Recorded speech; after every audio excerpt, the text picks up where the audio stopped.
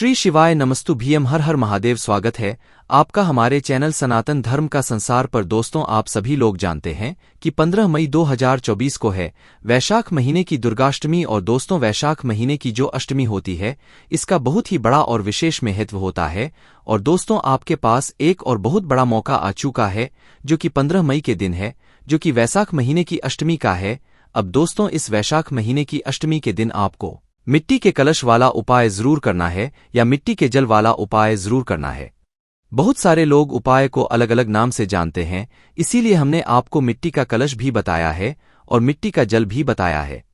पर दोस्तों, बहुत सारे लोग गलती कुछ ना कुछ इस उपाय में ये कर देते हैं जिससे कि उनका उपाय काम नहीं करता है। और बहुत सारे लोग इस उपाय को अच्छे से समझना भी चाहते हैं।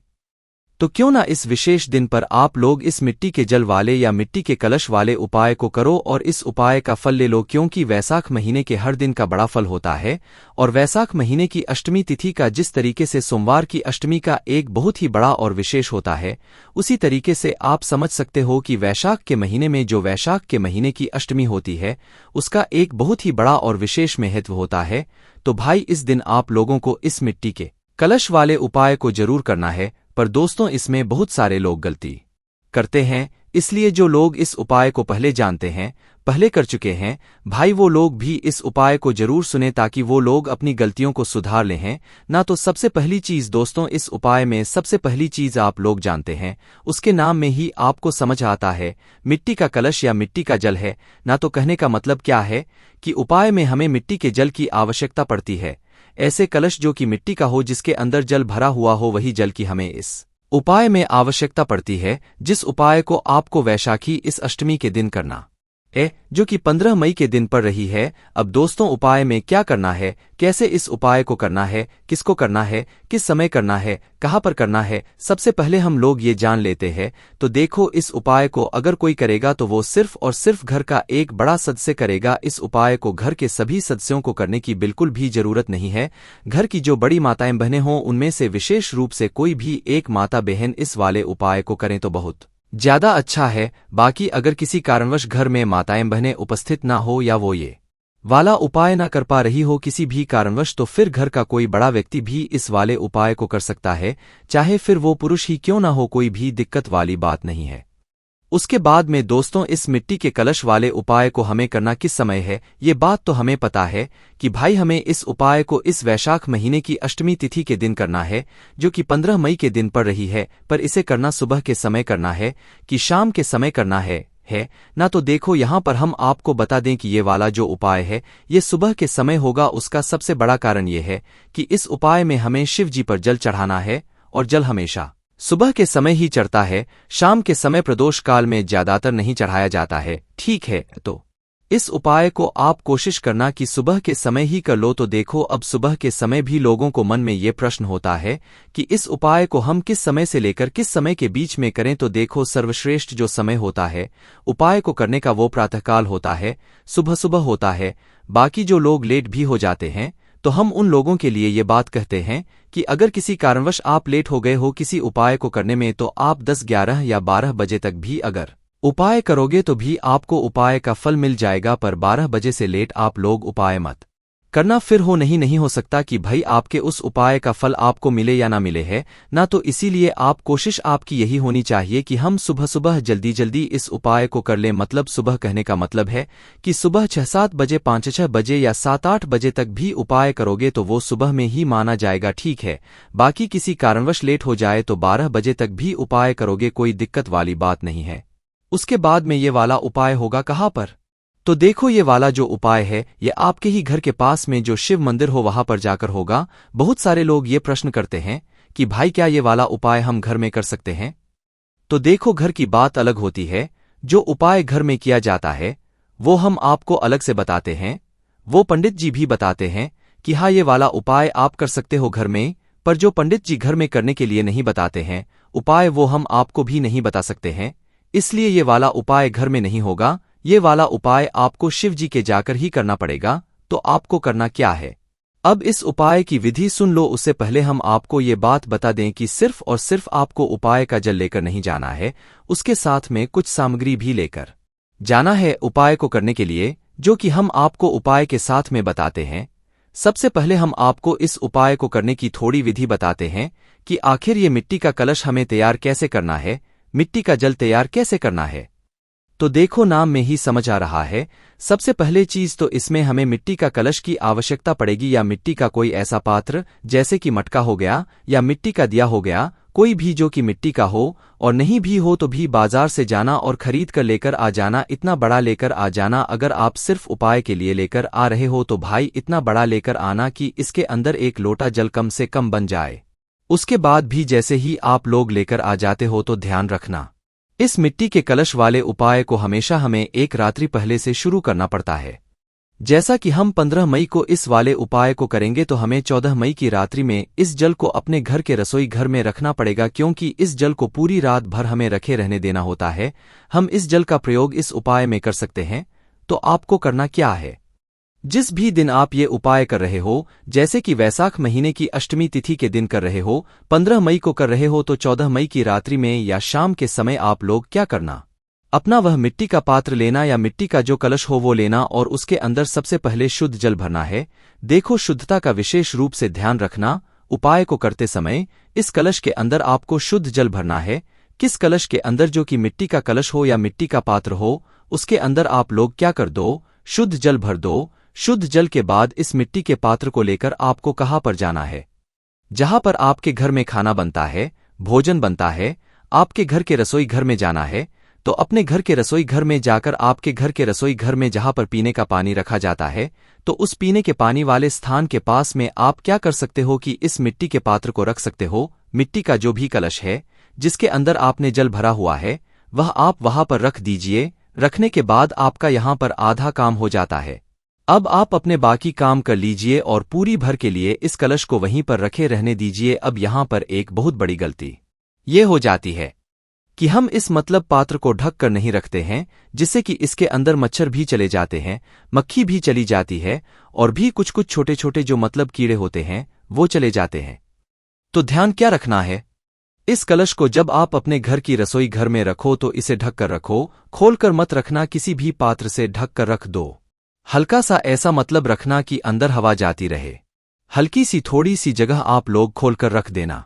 बस इसे पूरी रात भर के लिए रखे रहने दो और पूरी रात भर रखे के बाद आप लोग सुबह उठना। जितने ही जल्दी आप इस उपाय को कर सके उतना ही जल्दी कोशिश करना सुबह उठना। जो भी इस उपाय को कर रहा हो वही इस उपाय को करने की पूरी तैयारी करेगा। सुबह उठकर स्नान करके शुद्ध होकर अच्छे वस्त्र पहनकर शुद्धता का विशेष रूप से ध्यान कर रखकर आप लोग क्या करना, अपना वह लोटा लेकर आना जिस लोटे से आप शिवजी पर जल चढ़ाते हो। ठीक है, शिवजी पर जल किस लोटे से चढ़ाते हो, ज्यादातर मतलब आप किसी भी लोटे से चढ़ाते हो, पर पंडित जी ने जो बोला हुआ है कि आप तांबे का लोटा लेकर आ जाना। ठीक है, पर तांबे का ना हो तो भाई जिस लोटे से आप जल चढ़ाते हो वह लोटा लेकर आ जाना। कहाँ पर, अपने ही रसोई घर में जहां पर आपने इस मिट्टी के पात्र के अंदर जल भरा हुआ है। क्योंकि इस उपाय में दोस्तों सबसे बड़ा प्रश्न ये लोगों ने पूछा हुआ है कि ये जो मिट्टी का पात्र क्या है, इसे हमें अपने साथ में लेकर जाना है। शिवजी के मंदिर में तो ऐसी बात नहीं है, आपको सिर्फ उस मिट्टी के जल को लेकर जाना है। मिट्टी का पात्र लेकर नहीं जाना है, मिट्टी का वो हंडा लेकर नहीं जाना है जिसके अंदर आपने रात्रि में जल भरा हुआ है। इसलिए हम आपसे बोल रहे हैं, आपको एक खाली लोटा लेना है जिस लोटे से आप शिवजी पर जल चढ़ाते हो। तांबे का हो तो और अच्छी बात है, आपको उस लोटे को लेकर वहीं पर आ जाना है जहां आपने इस जल को रखा हुआ है। और जहां पर आपने इस जल को रखा हुआ है वहां से इस पात्र के अंदर से मिट्टी के कलश के अंदर से मिट्टी के पात्र के अंदर से आपको इस जल को, मिट्टी के जल को अपने उस लोटे के अंदर डाल लेना जिस लोटे से आप शिवजी पर जल चढ़ाने वाले हो। ठीक है, इस बात का आप लोग ध्यान रखना। ठीक है, जैसे ही आप लोग अपने लोटे के अंदर वह मिट्टी का जल डाल लेते हो, आपका ये 1 लोटा जल बिल्कुल अच्छी तरीके से तैयार हो जाता है। अब इस जल के अंदर आपको कुछ नहीं डालना है, न बेलपत्र या फूल, कुछ नहीं डालना है। इसके साथ में अगर आप कोई उपाय करोगे इस वैशाख महीने की अष्टमी को तो वो करोगे दोस्तों 108 चावल के दाने वाला। अगर एक चावल का दाना भी लेकर जा रहे हो तो भी चलेगा और 108 चावल के दाने लेकर जा रहे हो तो भी चलेगा, पर अष्टमी के दिन एक चावल का दाना तो आप शिवलिंग पर जरूर चढ़ाना। इस उपाय को करने के साथ में तो आपकी जैसी मनमर्जी हो, जैसी आपकी इच्छा हो, एक चावल का दाना लेकर जाना चाहो तो वो लेकर जाना, अन्यथा 108 चावल के दाने लेकर जाना चाहो तो वो लेकर जाना। बस ध्यान रखना चावल का दाना टूटा नहीं होना चाहिए, कटापटा नहीं होना चाहिए, दाग वाला नहीं होना चाहिए, अच्छा वाला होना चाहिए। तो ये सब ये तैयारी करके अपना जल का पात्र उठाकर और अपने साथ में जो भी एक चावल के दाने 108 चावल के दाने अपने घर के रसोई घर से लेकर आप लोग क्या करना है, अपने ही घर के पास में जो शिव मंदिर हो वहां पर पहुंच जाना है। अब शिव मंदिर में जाते से ही आप लोगों को उपाय नहीं करने लग जाना है। सबसे पहले जब हम शिवजी के मंदिर जाते हैं तो सबसे पहले हम भगवान शिवजी के दर्शन करते हैं, उनसे आशीर्वाद लेते हैं। अब दोस्तों, जैसे ही आप लोग शिवजी के दर्शन कर लेते हो, आशीर्वाद ले लेते हैं, उसके बाद शिवजी के शिवलिंग के पास में आ जाओ। शिवलिंग के पास में आने के बाद दोस्तों आपको क्या करना है कि इस मिट्टी के जल को आपको अब शिवजी के शिवलिंग के ऊपर चढ़ाना शुरू करना है। पहले आपको शिवजी के शिवलिंग के ऊपर जल चढ़ाना ही शुरू करना है, क्योंकि बहुत सारे लोग ऐसे होते हैं जो कि शिवलिंग पर तो जल चढ़ाते ही हैं, साथ ही में कार्तिकेय जी वाले स्थान पर, गणेश जी वाले स्थान पर, अशोक सिंद्र जी वाले स्थान पर, माता जगदम्ब जी के और शिवजी की 5 पेटियों वाले स्थान पर सब जगह जल चढ़ाते हैं। तो पहले आपको इस जल को सबसे पहले जाकर शिवजी के शिवलिंग के ऊपर ही चढ़ाना है। इस बात का ध्यान रखना है और एक धारा से कुछ समय तक आपको शिवजी के शिवलिंग के ऊपर इस जल को चढ़ाते रहना है। इस बात का ध्यान रखना है। फिर बाद में मतलब जल जब बचा हुआ हो तो उस जल को फिर आप अपने अलग अलग स्थानों पर चढ़ा सकते हो। बाकी जो लोग सिर्फ शिवलिंग पर जल चढ़ाते हैं वो शिवलिंग पर ही जल चढ़ाएं, उनके लिए कोई अलग से यहाँ पर बात नहीं है। आप बस इस जल को शिवजी का नाम लेते हुए चढ़ाएं, ये का जाप करते हुए चढ़ाते जाएं।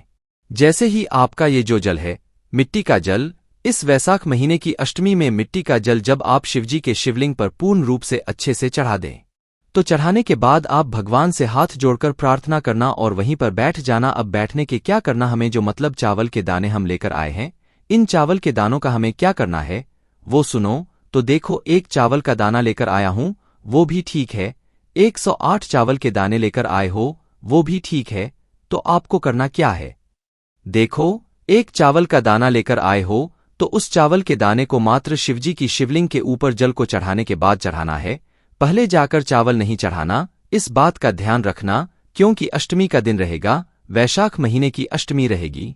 तो मात्र एक चावल का दाना लेकर आए हो तो श्री शिव जी के शिवलिंग के ऊपर उस चावल के दाने को चढ़ा देना और के दाने को चढ़ाते समय उसके बाद में अपनी अब जो भी मनोकामना हो वो बोल देना, जिसके लिए आप लोग अपना मिट्टी का जल वाला उपाय कर रहे हो। ठीक है, एक बार जब भी प्रार्थना कर लेना जब आपका जल चढ़ जाए, और एक बार जब कर लेना जब आप चावल का दाना चढ़ा रहे हो। ठीक है, और अगर 108 चावल के दाने लेकर आए हुए हो तो 108 चावल के दाना एक एक करके शिवजी की शिवलिंग के ऊपर चढ़ाते जाना, और जैसे ही आखिरी वाले चावल का दाना आप लोग शिवजी के शिवलिंग के ऊपर चढ़ाओ श्री शिवाय नमस्ते, तो भगवान से अपनी मनोकामना बोल देना, जिस मनोकामना के लिए आप लोग अपना ये वाला उपाय कर रहे हो। ठीक है, तो इस तरीके से तो अगर आप लोग इस मिट्टी के जल वाले उपाय को करोगे तो आपको इस उपाय को करने का फल जरूर मिलेगा। आप गलती यहाँ पर आप लोग सिर्फ ये कर रहे थे कि आप सिर्फ मिट्टी का जल लेकर जा रहे थे, कोई पूजन सामग्री लेकर नहीं जा रहे थे।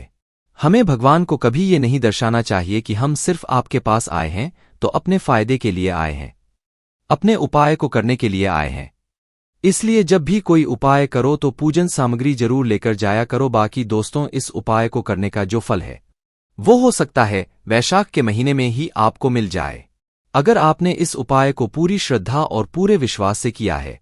बाकी इस उपाय को करने में अगर आपको कोई भी दिक्कत समस्या आती है तो उसे आप हमसे कमेंट करके पूछ सकते हैं।